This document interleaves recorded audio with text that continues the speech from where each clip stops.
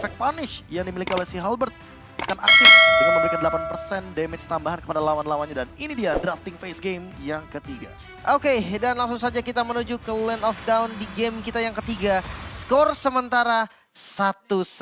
Pakito jungle muncul, Hellcard jungle muncul. Tergantung eksekusi dan game ketiga akan menentukan siapa yang lebih unggul. Oke, mari kita saja langsung masuk ke arah Land of Dawn tentunya. Mari kita lihat tim mana yang akan mendapatkan sedikit keunggulan di series ini. Dan tentunya tim yang menang langsung officially match point.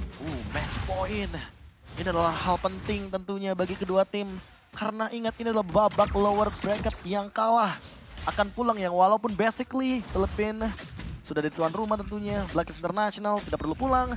Tapi mau bagaimanapun pride dari mereka ingin dipertahankan, apalagi ketika berhadapan dengan Fireflux Esports yang sedang ingin menunjukkan ini dia balas dendam sesungguhnya. Benar-benar. Apalagi kayak Rosa kan mengidolakan, ya mungkin belum nggak main juga kan sekarang gitu kan dari kombinasi G-Wise. Cuman ya kayak dari idola akhirnya bisa dimenangin kan nggak enak gitu jatuhnya. Benar. Dan ini akhirnya mungkin dari sisi OHEP juga menyadari ya. Belajar dari game yang kedua di mana tidak membawa Purify. Kali ini ngeliat ada crowd control yang dari Alien, dari Apex. Sudah mending cari aman tentunya pakai Purify aja. Ya, apalagi ada efek silence juga kan dari TNZ. Ini mana TNZ juga membawakan Lethal Ignition. Sudah pasti satu kali The Stinger itu bakal menimbulkan efek burst yang tinggi banget damage-nya. Oke, dan untuk gerakan di awal kayak masih pasif lah ya. Mungkin di Turtle kali ini baru ada team fight yang jelas dari mereka. Ya, belum ada pick off kecil juga. Bahkan kalau kita lihat di area mid lane, hanya memicu untuk battle spell saja sepertinya. Tidak akan melakukan team fight besar. Sebuah kalkulasi yang bagus juga sih. Dan tentunya kalau kita ngeliat dari sisi Fireflux terutama, ini masih butuh-butuh dari ultimate-nya. Minotaur mungkin kalau bisa nge-delay Turtle sampai level 4 dulu baru commit, itu akan menjadi keuntungan untuk Apex tersendiri. Tapi Alien tentunya butuh 4, tapi tampaknya mereka bahkan sudah mulai membayang-bayangi Turtle dari Land of Dawn. Oh makanya nih bakal jadi battle retribution karena oke Shadow Rush langsung lompat ke arah depan namun Stingernya gak berhasil connect. Satu buah misplay dan ini mahal banget. Source Ultimate keluar. Stinger yang gak kena dan kontesnya bakal jadi lebih susah. Namun sepertinya masih dibuka juga visionnya oleh Alien di bagian depan. Dan Apex lebih ke menjaga saja. Dan Turtle-nya kemungkinan besar gak bakal dikontes dan jadi free Turtle untuk Blacklist. Ya Turtle yang pertama cukup gratis. Karena menurut aku ini ultimate yang dikeluarkan TNZ cukup cepat. Terlalu cepat gak sih? Terlalu cepat dan terlalu mahal juga. Karena Deadly Stinger-nya tidak menumbangkan ke arah Yue. Yang dimana Yue-nya juga ke-trigger untuk flickernya. Dia masih safe position di lini belakang. Dia juga masih menahan ultimate Minion Fury-nya yang dia curi dari Apex 47. Tapi untuk sekarang posisinya, di mana Blacklist International pegang kendali dan bahkan gold earn-nya langsung menuju ke arah OHEP. Ini akan sedikit membuat teman-teman dari Blacklist International sepertinya tidak akan mengalami kerugian di game yang kedua seperti tadi early game-nya mereka benar-benar termakan habis. Nih pelan-pelan tentunya kedua tim masih nggak mau terlalu ada opening yang masih bisa ditahan. Tournament Part Memory sudah menjadi informasi bahwa beberapa detik tentunya tidak akan ada ultimate dari sisi Brody. Namun ini Blacklist saja untuk berotasi atau mungkin clear jungle-nya agak sedikit gede lah ya. Apakah itu sebuah keuntungan signifikan? Mari kita lihat. By level sih udah kelihatan ya Goni. Kalau misalkan keunggulan signifikan aku setuju. Karena kalau misalkan kita melihat dari item aja, ini ada yang menarik. Ada dua Letter Jacken yang diamankan oleh Sensui. Mau menuju ke arah mana dia? Anti Kuiras kah? Iya. Dreadnought mungkin, Dreadnought-nya aja. Dengan bermodalkan Fury Hammer saja loh. Sensui, akankah dia membawakan Pakito dengan build item defense? Karena yang kita lihat adalah Lethal Ignition. Dia mau menimbulkan burst damage intinya. Oke, dan lagi-lagi nih ada sebuah team fight yang coba untuk diciptakan. Lagi-lagi nge-trigger Dark Nightfall. Terlalu cepatkah untuk saat ini? 2 kali loh masalahnya. Dan Turtle kayaknya bakal ada kontes di sana. Sementara ketika tidak ada Dark Nightfall, sudah bisa dipastikan teman-teman dari Fireflux Esports akan mengalami kerugian yang berlipat ganda. Ini belum level 8 pula, jadi tentunya ini cooldown-nya masih di atas 60 detik untuk dari Dark Nightfalls-nya. Sebelum Turtle yang kedua, ini nggak ada resource Dark Nightfalls, menurut aku sebuah kerugian besar sih. Resource yang mahal akan tidak ada gitu, nggak ada resource yang sangat-sangat dibutuhkan untuk mengambil kontes. Dan Blacklist netral objektif yang kedua cukup nyaman lagi dan lagi. Kuat banget sih, mereka benar-benar bergerak dengan 4-man move. Dan bahkan Yue memiliki Minion Fury. Jadi kalau tiba-tiba Apex 47 jump in dengan menggunakan flickernya yang dia miliki, respon yang akan dilakukan oleh Yue adalah dengan mengeluarkan ultimate yang dimiliki oleh Minotaur juga. Kembali free turtle nih untuk teman-teman dari Blacklist International. Dan masuk di menit yang kelima, belum ada first blood sama sekali. Permainan-permainan yang ada di game kedua nggak muncul sama sekali di game ketiga. Ya tapi ini malah makin bahaya buat Fireflux Esports nggak sih? Ini emang gameplay Blacklist International loh. Mereka emang selalu bermain dengan tempo yang safe seperti ini. Kalau mereka terbawa dengan tempo seperti ini, malahan kayaknya Fireflux nanti Jay mendapat keuntungan. Oke, Shadow Rush bahkan keluar, ada Holy Baptism juga sebagai counter inisiasi. Dan lagi-lagi belum jadi dan gak ada korban sama sekali. 3 Dark Knight Falls dalam game kali ini sudah keluar dan tiganya tidak menghasilkan apa-apa. Ini adalah sebuah kerugian. Oh, flicker bahkan good read dari Sunshine. Oke, mungkin kali ini akan membuka first blood karena pertempuran tidak bisa dihindarkan dengan ada Minion Fury yang dibuka. Di bagian depan langsung dengan Torrepart Memory Sunshine membuka first bloodnya. Hampir saja ada 2 kill, namun sayangnya 1 saja sudah cukup dan gak bisa dikejar lagi. Sebuah engage yang bagus, namun teman-teman dari Blacklist tampaknya mereka mau lebih kah? Lihat dari situasinya mereka hanya ingin clear. Oke, Fireflux ini sebuah respon yang bagus ya. Dimana Sunshine yang udah terpaksa menggunakan flicker tadi, tapi dibalas sama Apex lagi dan lagi. Apex tanpa flicker bahkan Minion Fury-nya membuka fight. Oke, lompat ke depan dan kali ini akhirnya Dark Nightfall bisa mendapatkan 1 buah korban dan ya hanya 1 aja udah nggak ada lagi. Tapi setidaknya ini adalah target yang mahal harganya. Yue sebagai mid laner dari Blacklist International yang dari tadi mengcopy ultimate dari Apex 47. Sehingga kali ini mau tidak mau Yue-nya harus reset dulu. IMU-nya juga harus lebih sabar. Karena lihat posisi di area bottom lane. Sunshine mencoba untuk mendorong formasi agar Fireflux mendapatkan keuntungan yang lebih banyak lagi. Dan Turtle kali ini sudah berbeda. Karena apa? Karena TNZ sudah mendapatkan point kill. Masalahnya ini serius mau dilepas kah? Karena harusnya Enggak ini sih. turtle ketiga nggak boleh dilepas. Melihat dari teman-teman Fireflux juga yang sudah mulai berkumpul di area turtle pit. Mungkin bakal menjadi inisiasi juga.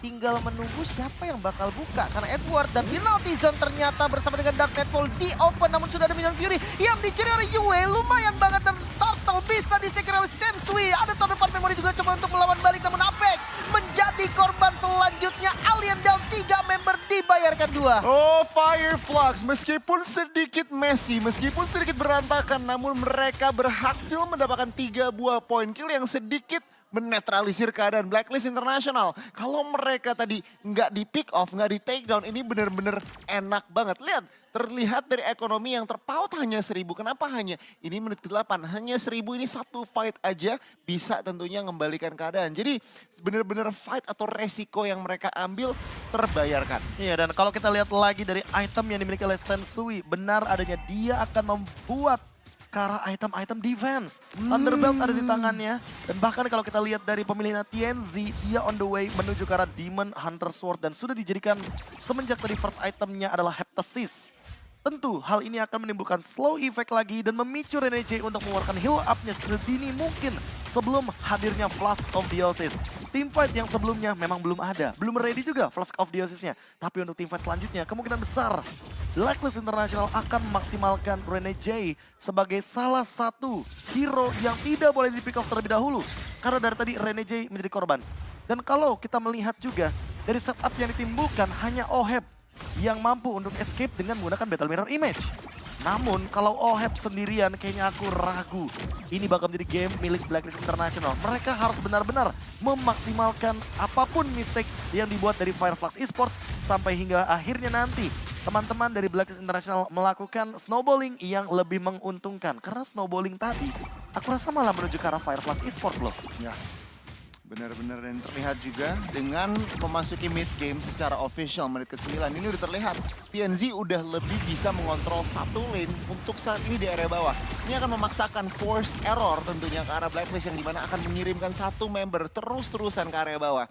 Dan dengan itu, dengan kontrol lane tentunya Fireflux harus lebih bisa memanfaatkan situasi tersebut. Wah, Lordnya dicepetin nampaknya. Fireflux mereka buru-buru banget, Lordnya dieksekusi, namun kali ini Retribution! Sensui yang bisa mendapatkan Lordnya dan counter setup jab dilakukan. Yue dapetin killnya, Apex terus down, Edward pun menjadi bayaran dan Alien hampir bisa ditumbangkan. TNZ menjadi korban selanjutnya, double kill Israel Auhead mengamuk nampaknya, dan Alien menjadi korban keempat dan hampir wipe out. Satu heal lagi, Rosa bakal menutup mungkin karena Auhead yang mengejar di bagian depan dan wipe out. Bisa didapatkan Blacklist Internasional. The Hitman lagi dan lagi mendapatkan 3 buah point kill dan yes, wiped out untuk Black.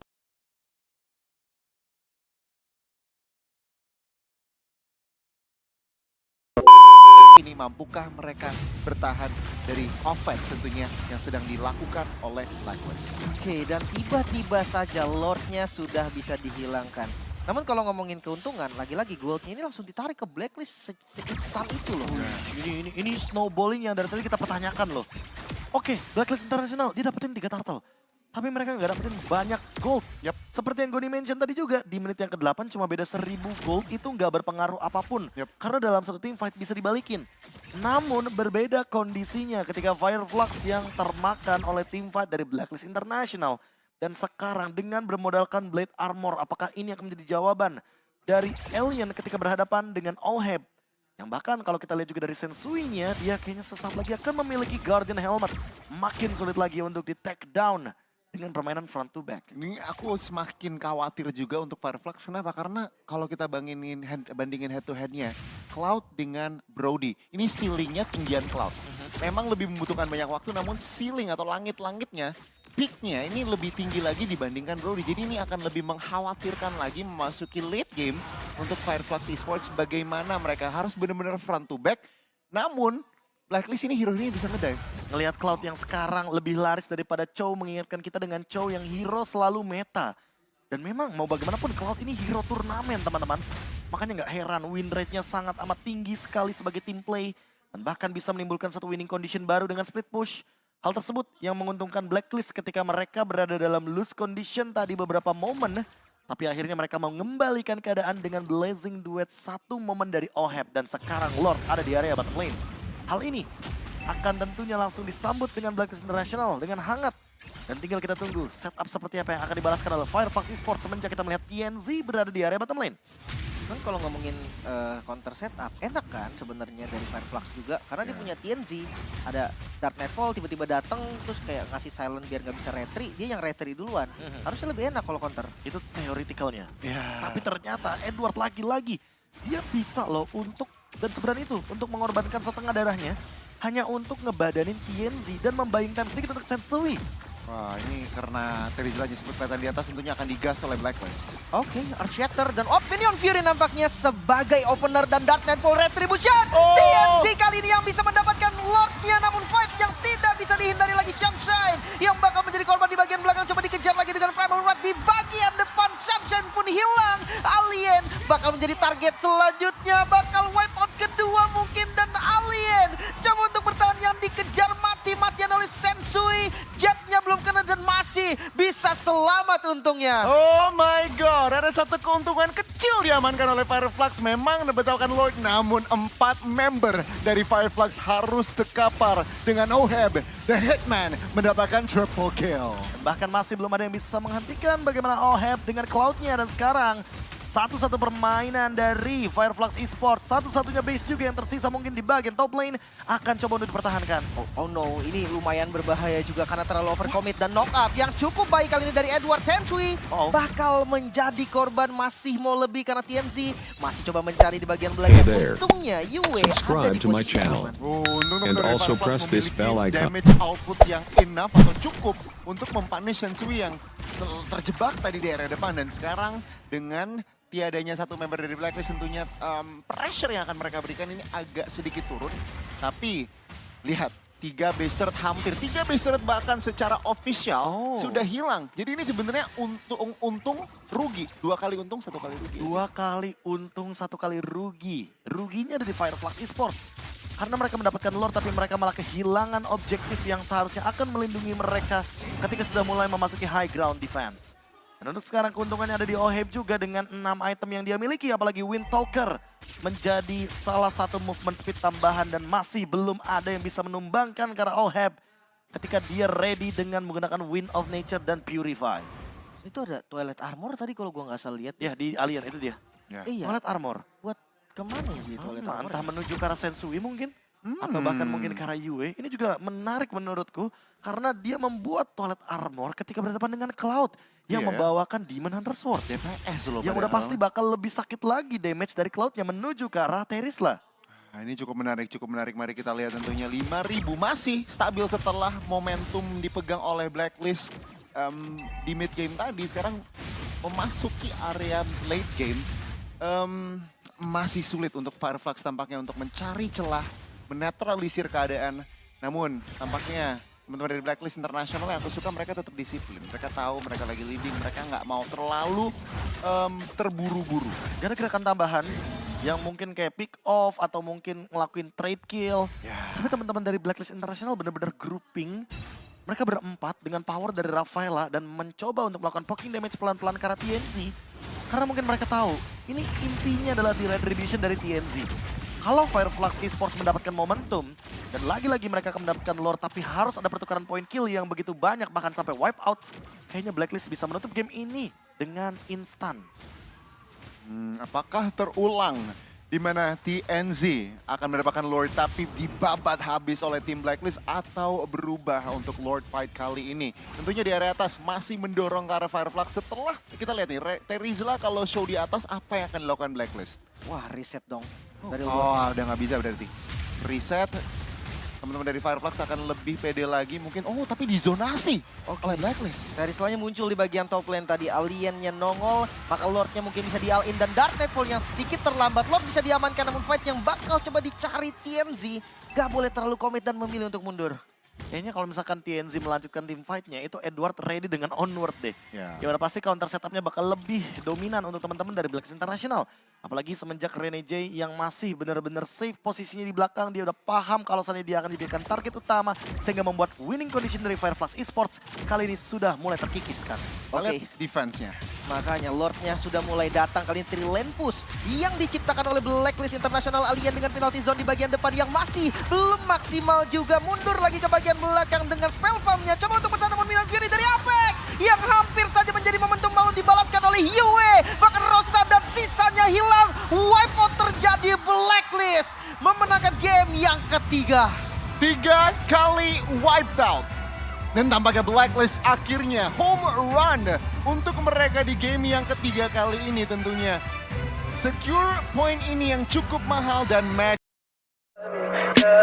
Tell me pretty lies, look me in the face, tell me that you love me.